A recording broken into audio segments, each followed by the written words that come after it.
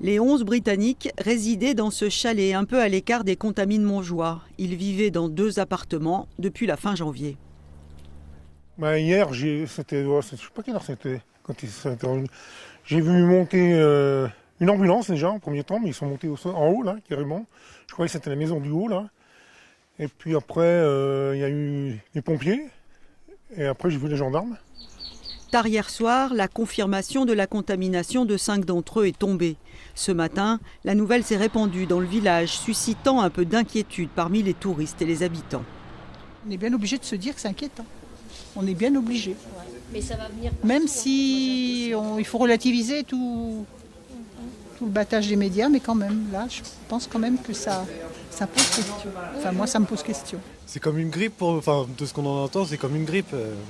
C'est les gens qui ne sont pas soignés à temps, apparemment, qui ont des cas sévères. Donc, on ne sait pas où les personnes sont passées, avec qui ils ont été en contact.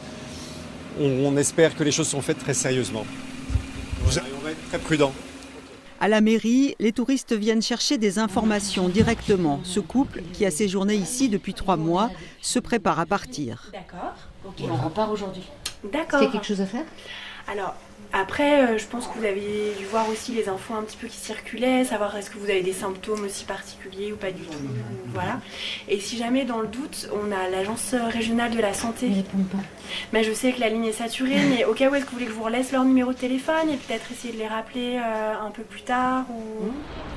Une des familles britanniques hospitalisées vit aux Contamines-Montjoie depuis plusieurs années. Leurs 3 enfants fréquentent cette école du village.